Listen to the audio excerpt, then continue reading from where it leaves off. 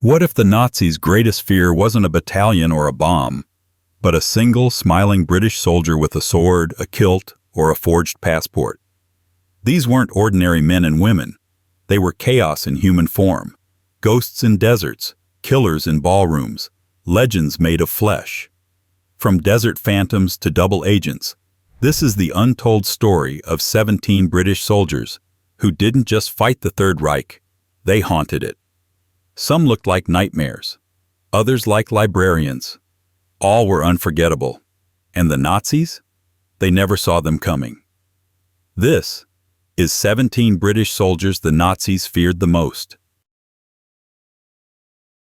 Before we dive in, hit that subscribe button so you never miss the strange, the forgotten, and the downright terrifying corners of history we dig up. And while you're here, drop a comment. Where in the world are you listening from and what time is it right now? Midnight in Manchester? 3 a.m. in Texas? Let's see how far this mystery travels. 1. Nancy Wake. It begins, as these things often do, with a woman the enemy dismissed until they couldn't. Nancy Wake was an expat socialite in Vichy, France, a champagne-sipping thorn in the side of the Gestapo. They called her the White Mouse, a nickname that sounds almost affectionate until you realize how much blood was spilled in their pursuit of her, and how often they failed. She started as a courier, then she became a saboteur, then a full-blown guerrilla commander leading over 7,000 resistance fighters in the forests of Auvergne, France. Her orders? Blow bridges, cut wires, harass German patrols until they feared the shadows. And they did. When she orchestrated a raid on the Gestapo headquarters in Montluçon, the Germans must have wondered if this was the work of a battalion. It wasn't. It was Nancy, with a cigarette in her mouth, a Sten gun at her side, and a bounty of 5 million francs on her head. The more they hunted her, the more mythic she became. She danced with danger, quite literally. At one point, she cycled 500 kilometers through enemy territory to re-establish a broken communication line. When a Maquisard hesitated under fire, she offered him a brisk slap and kept shooting. Leadership through humiliation? Perhaps. But it worked. You can imagine how that felt for the Germans. Outwitted, outgunned by a woman in heels. Every escape she made, every mission she pulled off, wasn't just a tactical win. It was a spiritual defeat. For every man in a gray uniform who believed he was fighting a war of superiority, Nancy Wake was the counterexample in lipstick. But while she haunted the forests of France, another ghost was materializing in the desert. One the Germans would soon fear even more, not for how he looked, but because he seemed to disappear before they could kill him. 2. Lieutenant Colonel David Stirling. He was called the Phantom Major and not by the British. That nickname came from Rommel himself, the Desert Fox, who, despite commanding the Africa Corps, couldn't keep track of where David Stirling was, or if he was even real. Stirling didn't fight wars the traditional way. He thought the standard playbook was a bureaucratic suicide note. While other officers obsessed over troop formations and orderly lines, Stirling had another idea. What if a handful of men in jeeps could cripple entire airfields? Turns out, they could. Operating under the insignia of a unit that didn't even technically exist yet, the Special Air Service, Stirling's teams would drive hundreds of miles through open desert, sneak past sentries in the dead of night, and destroy rows of German aircraft with nothing but explosives and audacity. One mission saw over 30 planes destroyed in a single night. Quiet, clean, devastating. The damage was surgical, but the psychological impact? Colossal. German command began diverting entire divisions to guard rear airfields. Paranoia spread. If aircraft could be destroyed that far from the front, then nowhere was safe. For a military built on order and precision, Stirling was chaos incarnate. And worse, he was a gentleman. A lanky, posh-accented saboteur who could smile while making your entire strategy collapse. Eventually, the Germans caught him, on the third attempt after 2 previous escapes. Even then, they weren't sure it was really him.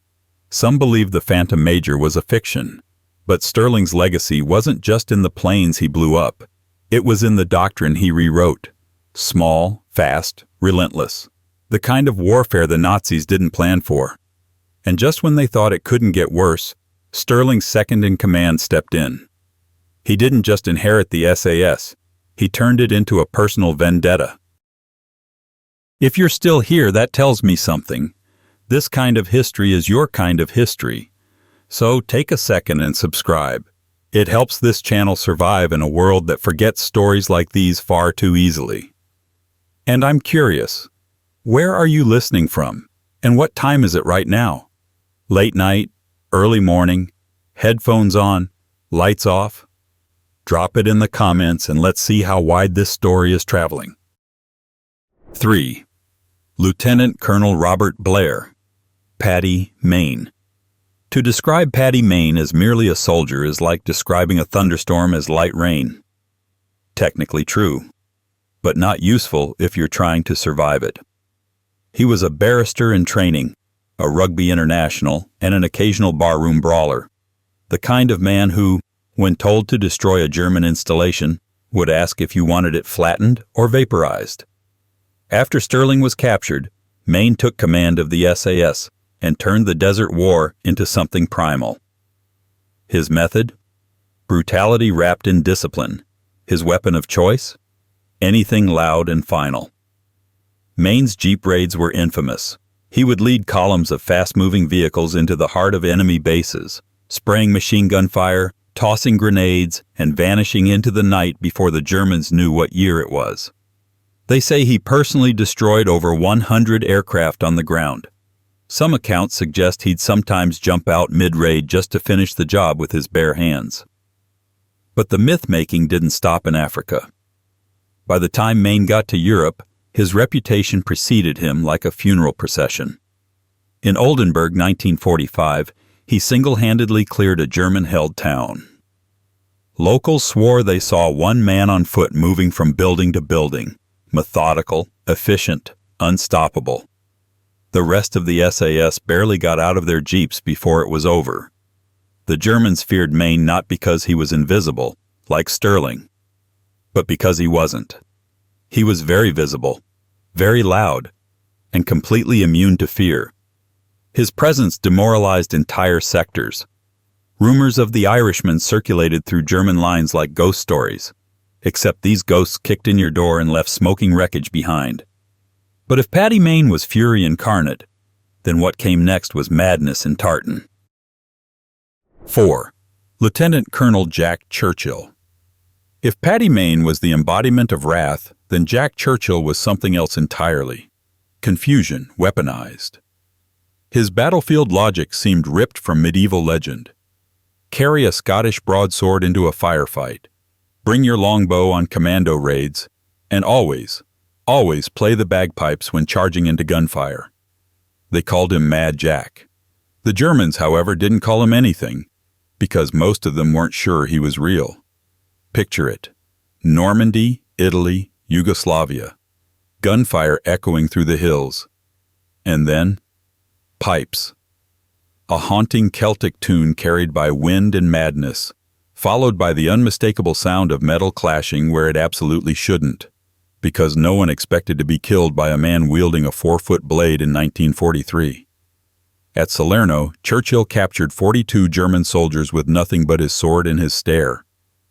They surrendered, perhaps out of fear, or maybe confusion. He was an anachronism dropped into mechanized war. But make no mistake, it worked. His psychological warfare left German troops rattled. You can prepare for tanks. You can train for gunfire. But you can't prepare for the sound of bagpipes echoing through the rubble, followed by a screaming lunatic with a claymore. Even after he was captured in Yugoslavia, Churchill's myth only deepened. The Germans flew him to Berlin for interrogation, assuming, understandably, that anyone this eccentric had to be related to Winston Churchill. He wasn't. But the mistake got him classified as a prominente, a high-value prisoner held at Sachsenhausen. He escaped, got caught, escaped again. His war ended not with a bang, but with disappointment. When Japan surrendered, Churchill lamented, If it wasn't for those damn Yanks, we could have kept the war going another 10 years. He meant it. And yet, just when the Germans thought eccentricity had reached its peak, the next figure parachuted into France, wearing a kilt. 5. Major Tommy Macpherson. It's hard to understate the sheer audacity of jumping behind enemy lines wearing a kilt. Not camouflage, not body armor, a kilt. And yet that's exactly what Major Tommy Macpherson did. Highland dress, bonnet, and all. An absurd spectacle that somehow became one of the most effective psychological weapons of the war. They called him the kilted killer, though not often to his face. To German soldiers in France, he wasn't a man, he was a walking omen. The logic was simple. If someone's confident enough to waltz through enemy territory in ceremonial garb, maybe he knows something you don't. Macpherson leaned into that fear. He led sabotage operations across France, ambushing convoys, blowing railway lines, and, in one particularly surreal moment, bluffing an entire German division into surrender. 23,000 men, led by a general, capitulated after Macpherson convinced them that he had tanks, artillery, and air support waiting just over the hill. He had none of those things, just a Scottish accent, a razor-sharp tongue, and enough nerve to make it believable. But theatrics weren't the only tool in his kit. Macpherson's record of sabotage was precise and effective. His teams crippled the 2nd SS Panzer Division's ability to reinforce Normandy after D-Day. German soldiers began reporting sightings of a man in a skirt who seemed to appear just before an ambush. Even his attire worked against them. He was instantly recognizable, yet somehow always vanished into the trees after a strike. The Gestapo placed a bounty of 300,000 francs on his head, a small price for the nightmare he caused. But they never caught him. Because Macpherson wasn't fighting to be remembered. He was fighting to be misunderstood. And as fear crept into the mountains and coasts of the Aegean, another figure arrived. Quieter, deadlier, Viking in blood, shadow in form. 6. Major Anders Lassen, V.C. There are soldiers, you see. Then there are the ones you only hear about, usually whispered by survivors who can't quite believe the man existed. Major Anders Lassen belonged to the second category. A Danish national fighting for the British, Lassen joined the Special Boat Service, though he might have felt more at home raiding Saxon villages. He fought in the Mediterranean like a myth unfolding, sailing under moonlight, striking silently, vanishing before dawn. His methods? Close, personal, and efficient. But his goal wasn't mayhem, it was control. Fear as leverage. On dozens of islands across the Aegean, German sentries began developing a problem. They weren't sleeping. Raids would come in the night. No gunfire, just shadows. Boats slicing through the surf, boots on sand, and then silence. Sometimes the next morning, all that remained was an empty bunker and a missing officer. Sometimes worse. The message was always the same: nowhere is safe. Lassen didn't fight like a commando. He fought like a ghost. And that ghost haunted garrisons so effectively that entire island defenses were pulled back, just in case he showed up. His legend reached its peak at Lake Camacchio, where he led a diversionary raid to draw fire from the main Allied attack. Wounded multiple times, he refused evacuation. He completed the mission. He died later that night. For that action, he received the Victoria Cross, the only one awarded to the SBS during the war. But medals weren't what made the Germans fear him. It was the silence. The way his presence was felt before it was ever confirmed. The way a man with no accent, no face, and no mercy could dictate the terms of a battle by sheer rumor. And in the heart of occupied France, that same fear would take human form again, but this time wearing a suit and tie. 7. Wing Commander Forrest Yeo-Thomas. Forrest Yeo-Thomas had the kind of name that sounded more like a novelist than a saboteur. But beneath the polished exterior and RAF uniform was a man built entirely for the shadows. His official title was Wing Commander. His unofficial one, given by the Gestapo, was the White Rabbit. They didn't coin that nickname out of whimsy. They coined it out of desperation.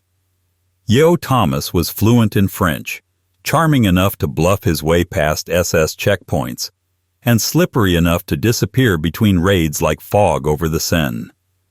As part of the Special Operations Executive's RF section, he parachuted into occupied France to unify fractured resistance movements, essentially herding political cats while dodging Gestapo patrols. But this wasn't just cloak and dagger theater. Yeo-Thomas was playing chess against a regime that tortured first and asked questions later. He was eventually captured in Paris. What followed was a slow-motion test of human endurance. Beatings, mock executions, ice water submersions, each designed to pry open the names he held in his head. But he gave them nothing. Not a single name, not a single lead, not even a useful expression. Then, somehow, impossibly, he escaped Buchenwald concentration camp. Not metaphorically, literally. He survived one of the most brutal environments in Europe and walked out breathing, scarred but intact. To the Germans, this wasn't just frustrating, it was humiliating. The White Rabbit had slipped their snare. But what really made him terrifying was this. Yeo-Thomas wasn't loud, he wasn't violent. He simply refused to break. And in doing so, he denied the Gestapo something they considered a birthright: control. And yet the Nazis weren't done with SOE women, because the next agent they captured didn't run. She stood her ground, Sten gun in hand. 8. Violette Szabo, GC. Violette Szabo was 23 years old, bilingual, recently widowed, and entirely uninterested in staying safe. She joined the Special Operations Executive because action didn't scare her. Inaction did. She had a daughter at home, and a pistol in her handbag, and an entire Gestapo command scrambling after shadows. On her second mission into occupied France, Szabo was tasked with coordinating resistance cells as the Allies advanced after D-Day, but this time the Germans were waiting. Near Limoges, her team ran into a roadblock manned by SS troops. Most people would freeze. She grabbed a Sten gun, laid down covering fire, and told the others to run. She stayed behind. No backup, no exit strategy, just one British woman and a malfunctioning submachine gun trying to hold off a division trained in suppression. Eventually, they got her. But here's where the story refuses to die neatly. Because Szabo, now a prisoner of the 2nd SS Panzer Division, gave them nothing. Not a name, not a location, nothing to help. Witnesses said she held herself with impossible dignity, even in captivity, even in Ravensbrück, even under constant pressure to betray her comrades. Szabo remained ironclad. The Nazis expected tears or bargains. She gave them silence and contempt. And in the end, they executed her. But what they couldn't erase was the ripple effect. Her last stand became legend among the resistance. Her silence, an act of strategic defiance. Her name, a symbol carved into the hearts of the very people the Nazis had tried to break. Violette didn't win with firepower, she won with will. And behind the front lines, somewhere in Cairo, a man was quietly scripting entire phantom armies without firing a single shot. 9. Brigadier Dudley Clarke. Dudley Clarke didn't drop from planes or storm beaches. He made the Nazis think someone else already had. A master of illusion, Clarke led A Force, a unit that specialized in military deception so bold it bordered on performance art. His greatest creation? The Special Air Service itself.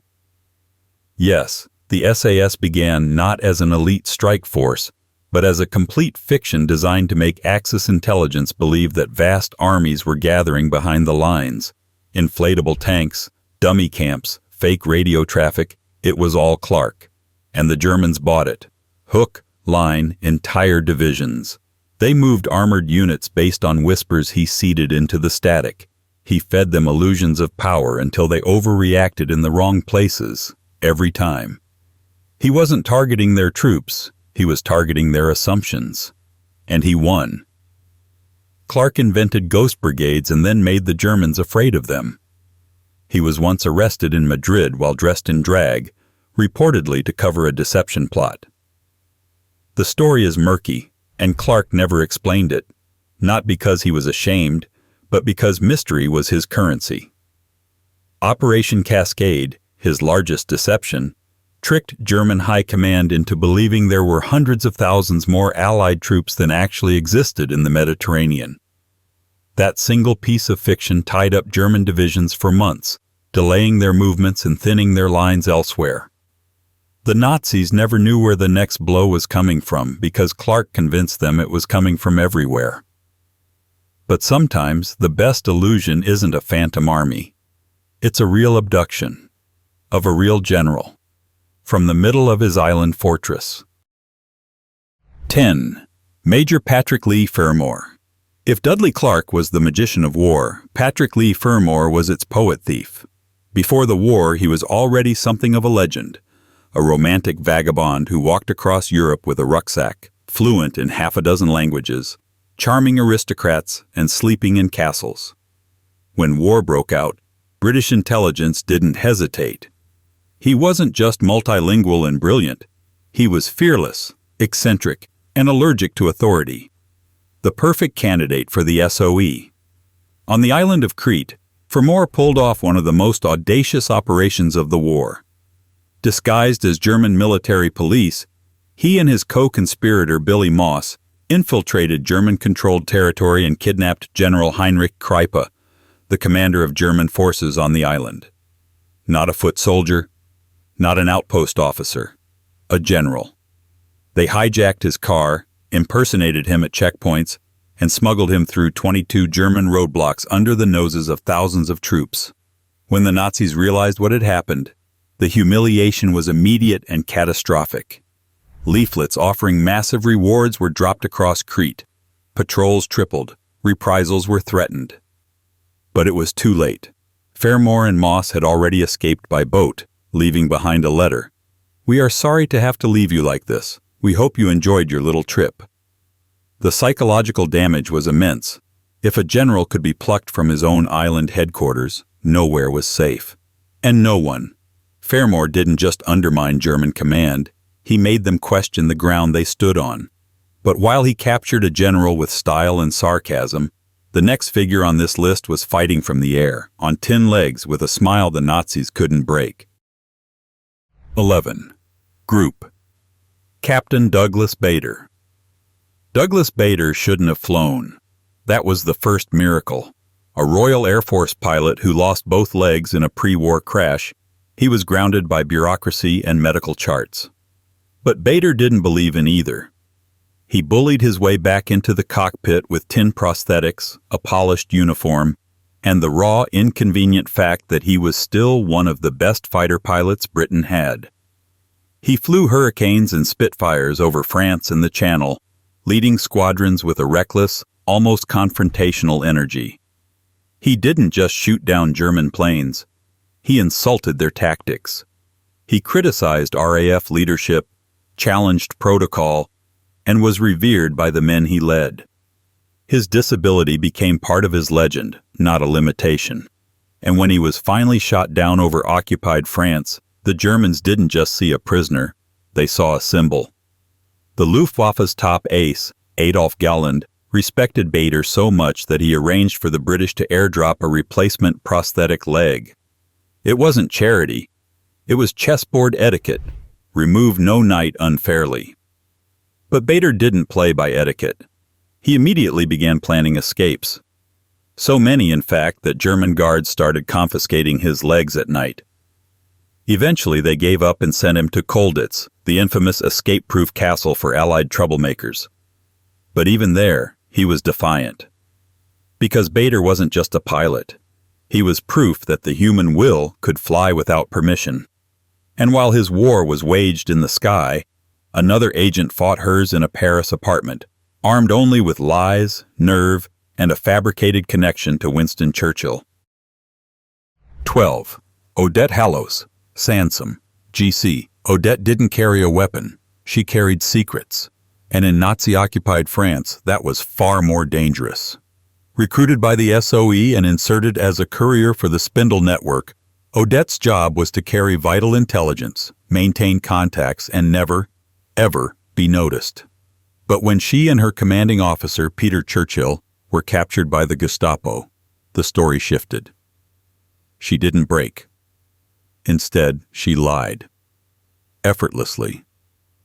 She claimed Churchill was her husband, and more importantly, that he was a relative of the Winston Churchill. The implication? That they were high-value political assets. That executing them would be a diplomatic disaster. That torturing them might one day make headlines. The Germans took the bait. Hard. They tortured her for information she never gave. She protected Peter, her network, and the greater war effort by making herself the target. And when they sentenced her to death, they hesitated to carry it out, afraid of international consequences, unsure if she really was Churchill's kin, and increasingly aware that she wasn't afraid of them. Odette was eventually sent to Ravensbrück, but even there she remained composed. She won the grudging respect of guards, survived where others didn't, and emerged after the war not just alive, but iconic. The Nazis feared her not because of what she did, but because of what she withstood. She made the Gestapo feel powerless in their own game. And while she fought with silence and subterfuge, the next soldier held a bridge against tanks, artillery, and the 2nd SS Panzer Corps, with nothing but paratroopers, sandbags, and 4 days of stubborn, heroic defiance. 13. Lieutenant Colonel John Frost. John Frost wasn't built for theatrics. He didn't swing swords or play bagpipes. He led with cold precision, the kind of man who looked at impossible orders and simply replied, "Understood." Which is exactly what happened during Operation Market Garden, the Allies' ambitious plan to leapfrog into Germany by capturing key bridges across the Netherlands. Frost and his 2nd Battalion, Parachute Regiment, were tasked with holding the northern end of Arnhem Bridge. They were supposed to hold it for 2 days until relieved by ground forces. The relief never came. For 4 brutal days, Frost and his men held the bridge against the 2 SS Panzer Corps. They fought in crumbling buildings, under constant shelling, with dwindling ammunition and no reinforcements. The enemy had tanks. Frost had paratroopers with rifles and the belief that retreat wasn't an option. Eventually, the buildings were reduced to rubble. The bridge itself became a symbol, one that the Germans had to destroy and the British refused to surrender. The 9th SS Panzer Division's commander, Heinz Harmel, later expressed deep respect for the stubborn resistance. He couldn't understand how a force that small had tied up so many of his armored units for so long. Frost didn't win the battle, but he delayed the German counterattack long enough to save other parts of the Allied advance. Frost's stand became the stuff of military textbooks and national memory, not because it succeeded, but because it refused to collapse under pressure. And that, in war, is often more valuable than victory. But while Frost fought on a bridge in Holland, another officer was charging up a ravine in North Africa, attempting something even more suicidal, a raid on Rommel's own headquarters. 14. Lieutenant Colonel Geoffrey Keyes, VC. Geoffrey Keyes was 24 years old when he was asked to do something that sounded more like myth than mission. Assassinate Field Marshal Erwin Rommel. The plan, codenamed Operation Flipper, involved a night raid on what British intelligence believed to be Rommel's North African HQ near Beta Litoria. It was a long shot, borderline reckless. But Keyes didn't hesitate. He was the kind of officer who treated bravery like a daily uniform. Commanding No. 11, Scottish Commando, Keyes led a small team ashore during a storm, trekked miles in the dark, and launched a surprise assault on the compound. They breached the perimeter, fought room to room, and cleared the building, only to discover Rommel wasn't there. He had left days earlier. Keyes was shot during the assault and died shortly after. The mission failed in its objective, but succeeded in something else entirely, terrifying the German command structure. The idea that the British were now targeting generals in personal raids shattered the illusion of rear area safety. If Rommel, the desert fox himself, could be hunted in his sleep, who was safe? Rommel, upon hearing of the failed assassination, did something rare. He ordered Keyes be buried with full military honors, alongside both British and German dead. That wasn't just respect. That was recognition of the raw, reckless courage that threatened to rewrite the rules of engagement. Operation Flipper marked the moment when the Germans realized the British weren't just playing defense anymore. They were coming for the heads of the empire. And speaking of unexpected threats, the next soldier didn't storm beaches or raid bunkers. He walked straight into machine gun fire on D-Day with nothing but a kilt, a dirk, and a bagpipe. 15. Piper Bill, Millin. Bill Millin didn't carry a rifle. He carried a melody. And somehow, on the morning of D-Day, that was more terrifying to the Germans than bullets. He was Lord Lovett's personal piper, part of the 1st Special Service Brigade. Technically, playing bagpipes into combat had been banned. The War Office believed it made too obvious a target, but Lovett told Millin that English rules didn't apply to Scots. So Millin stepped onto Sword Beach under fire, dressed in a kilt, barefoot, playing Heelin' Laddie, as bullets zipped through the air around him. The sound of bagpipes in a storm of gunfire was not inspiring. It was surreal. To the Germans, it was the soundtrack of madness. Captured snipers later confessed they didn't shoot Millin because they thought he had lost his mind. And killing a madman seemed either inhumane or deeply unlucky. But Millin knew exactly what he was doing.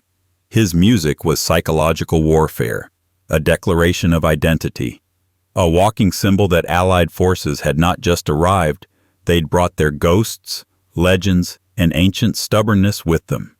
His calm defiance in the middle of chaos gave troops something rare on a battlefield, clarity. And something rarer still, courage.